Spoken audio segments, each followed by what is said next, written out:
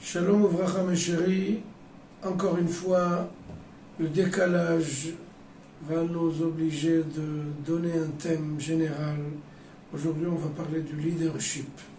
Le leadership, en fait, on va l'apprendre de deux parachutes, de deux histoires qu'on a vues dans Parashat Shelach Lecha des explorateurs et la parashat de cette semaine, Parashat Korach.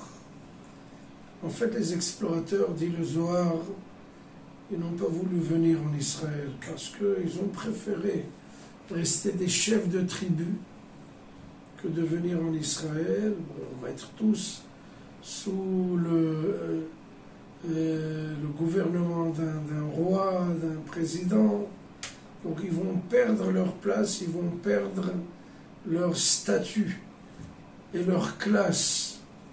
Donc c'est quoi un leader? C'est quoi un intègre?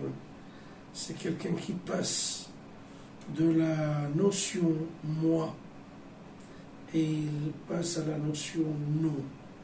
Si dans sa vie ce qui l'intéresse c'est nous, c'est le collectif, c'est la communauté, c'est le général, c'est quelqu'un qui est suffisamment mûr pour être un leader.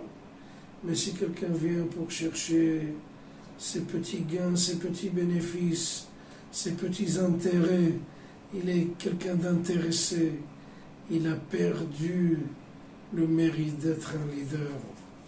Un leader, c'est vraiment quelqu'un qui vient se sacrifier pour la communauté, pour le peuple.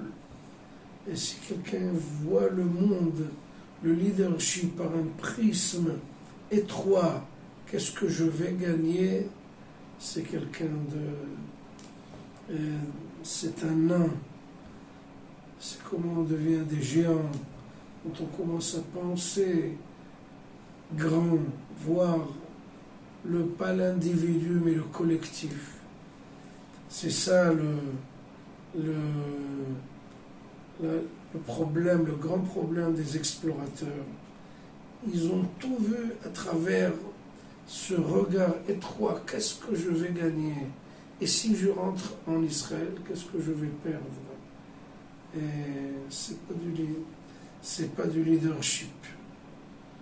Voyez-vous, et dans Parashat Korach, exactement la même chose.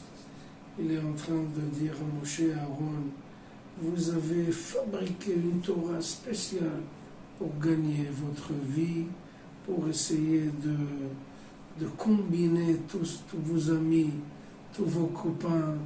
C'est en fait une Torah qui vient pour remplir les intérêts de vos proches. Chas v'shalom, c'est ça. Korach est venu voir une vie extrêmement étroite et cette petitesse de la vie. Et Moshe lui explique, être un leader, c'est pas s'ériger au-dessus de tout, c'est pas se hisser, c'est pas écraser les autres, mais être au-dessous des autres, être leur serviteur. C'est ce que Moshe leur dit explicitement. Vous vous placez en présence de la communauté pour la servir et pas pour la rendre esclave. C'est le leader qui est l'esclave de son peuple. Dans le Talmud, dans le traité de Horayot, la page 10, Rabban Gamliel avait deux adeptes qui étaient des sommités. Il leur a dit, mes chéris, venez servir le peuple. Ils ont dit, non, on n'aime pas être des gens qui vont asservir les autres. Il leur a dit, je suis désolé, vous n'avez rien compris. Pour être des leaders, c'est vous qui allez être les serviteurs du peuple.